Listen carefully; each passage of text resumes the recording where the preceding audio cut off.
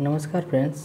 IBPSC 66 mains के लिए जो क्विक रिवीजन और मॉडल आंसर के लिए जो श्रृंखला चल रही है, उससे श्रृंखला में आज इकोनॉमिक्स की शुरुआत करते हैं और जल्दी से कवर कर लेंगे इकोनॉमिक्स को, जिसमें 5 से 10 वीडियो तक होंगे, जो कि बहुत इम्पोर्टेंट माना जाता है। ठीक है, तो इस तरह के ट्रेडिशनल टॉपिक को हम कवर करने जा रहे हैं, जैसे खाद्य प्रसंस्करण, फूड सिक्योरिटी, समावेशी विकास इत्यादि को कवर करेंगे। ठीक है, चलिए शुरू करते हैं। पहला टॉपिक ये है खाद्य प्रसंस्करण।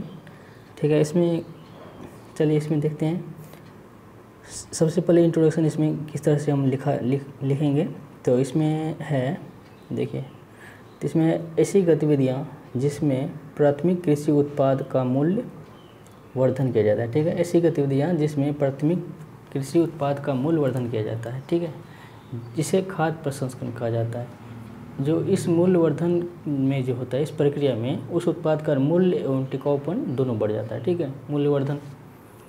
ठीक है, जैसे कि कृषि प्रोडक्ट को चावल से, मतलब गेहूं से ब्रेड बनाना, इस तरह से उसका मूल्य बढ़ता जाता है, तो उसी को मूल्य वर्धन कहा जाता है। ठीक है, आगे देखते हैं। भारत एक कृषि प्रधान देश है, जिसमें कई कृषि उत्पाद के उत्पादन में भारत जो है अग्रणी है। जैसे कि इसमें थोड़ा सा कुछ लिख देते हैं, जैसे दूध, केला, आम, मसाले, मछली, झींगा इत्यादि में अच्छा स्थान रखता है उत्पादन में।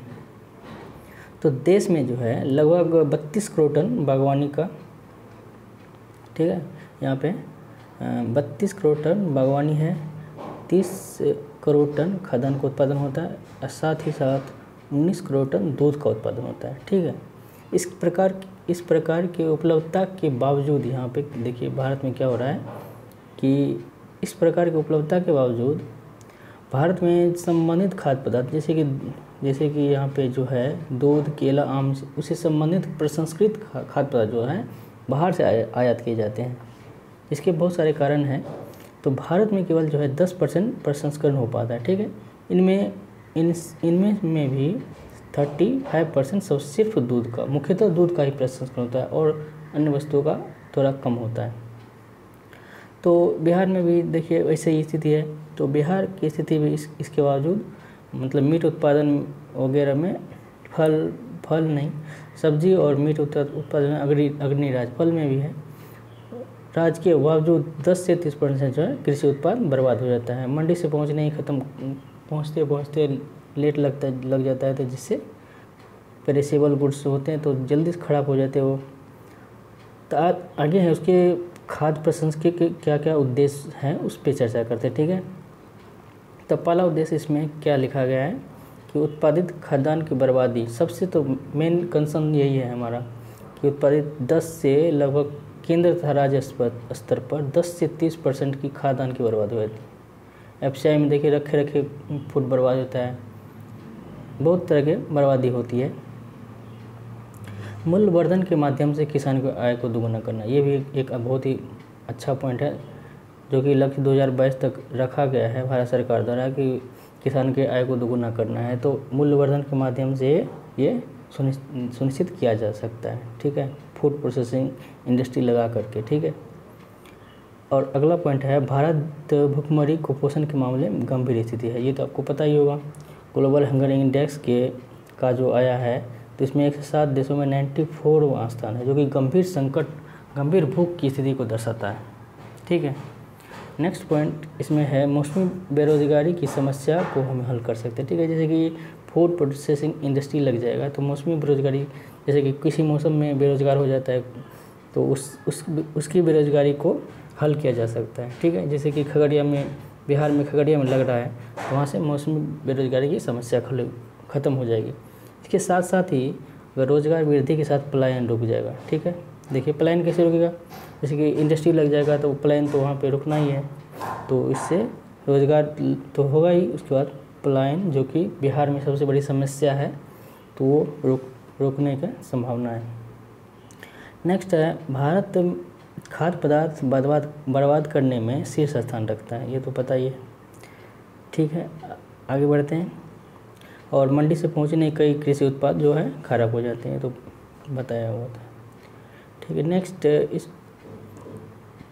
अब देखते हैं इस प्रकार के उद्देश्य को प्राप्त करने हेतु सरकार द्वारा बहुत सारे प्रयास किए जा रहे हैं। अब प्रयासों पर चर्चा करते हैं, ठीक है। सरकार द्वारा केंद्र स्तर पर तथा राज्य स्तर पर क्या क्या प्रयास हमारे किए जा रहे हैं। तो इसमें प्रथम प्रयास जो कि मेनली फोकस इसी के लिए था, प्रसंस्करण के लिए, तो मई 2017 में इसकी शुरुआत की गई थी प्रधानमंत्री किसान संपदा योजना की, ठीक है। इसकी शुरुआत इतना में की गई थी। इसके तहत खाद्य प्रसंस्करण को बढ़ावा दिया जाएगा। इस योजना के बहुत सारे मुख्य घटक है, 5 घटक लगभग मुख्य। तो इसमें है, सबसे पहले है मेगा फूड पार्क, जैसे कि पूरे देश में 42 मेगा फूड पार्क की योजना बनाई गई है सरकार द्वारा, ठीक है। उसके बाद एग्रो प्रसंस्करण क्लस्टर जो कि हर एक ज़िला में होगा और इसके लिए 25 करोड़ सरकार के द्वारा दिया जाएगा एग्रो प्रसंस्करण क्लस्टर स्थापित करने के लिए। उसके बाद शीत श्रृंखला का विकास भंडारण के लिए। उसके बाद गुणवत्ता एवं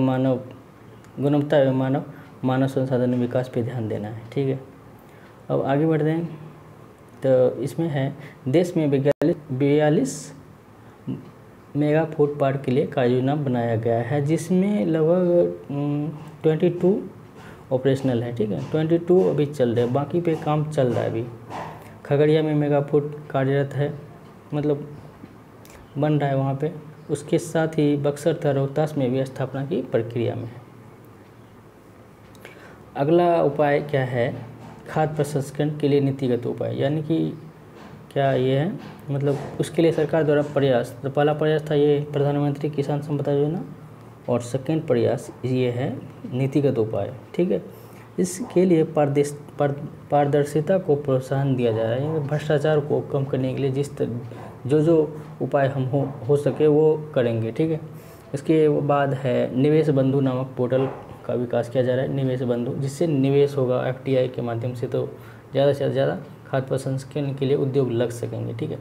पूंजी के लिए 2018-19 में 14,000 करोड़ का प्रावधान किया गया था, ठीक है। उसके बाद 50% तक सब्सिडी का प्रावधान किया गया है इसके तहत, हाँ, ठीक है। उसके बाद 100% जो है FDI का प्रावधान किया गया, जैसे कि 2 तरह के FDI होते हैं। एक होता है ऑटोमेटिक रूट, एक होता है कि सरकार से परमिशन लेके आप इन्वेस्ट कर सकते हैं। तो इसमें है 100% ऑटोमेटिक रूट को अप्रूवल दे दिया गया है, 100% आप कोई भी इन्वेस्ट कर सकता है, ठीक है। उसके बाद है बिहार में राज्य सरकार द्वारा खाद्य प्रसंस्करण के लिए कृषि विकास रोड मैप। अब बिहार के बारे में चर्चा करते हैं, बिहार में क्या क्या हो रहा है इस संबंध में। तो बिहार में राज्य सरकार द्वारा खाद्य प्रसंस्करण के लिए कृषि विकास रोड मैप में 4588 करोड़ का प्रावधान किया गया, ठीक है। वो अभी चल रहा है, ठीक है। इसके अलावा BIPP में बिहार औद्योगिक निवेश प्रोत्साहन नीति 2016 को लागू किया गया। ये बहुत ही इम्पोर्टेंट है, ठीक है। BIPP लागू किया गया, जिसमें 2027 तक हमारा जो लक्ष्य है कि खाद्य प्रसंस्करण की क्षमता को है 50% तक बढ़ाने का हमारा लक्ष्य है। बिहार सरकार द्वारा ये लक्ष्य निर्धारित किया गया है, ठीक। नेक्स्ट पॉइंट है बिहार राज्य औद्योगिक नीति 2017 के तहत खाद्य प्रसंस्करण को वरीयता दिया गया, मतलब दूसरे के ऊपर वरीयता दिया गया, दूसरे उद्योग के ऊपर, जैसे कि सब्सिडी दिया जाएगा, कर छूट दिया जाएगा, कर्ज पे सब्सिडी दिया जाएगा, इस तरह का काम होगा, ठीक है। चलिए फ्रेंड्स,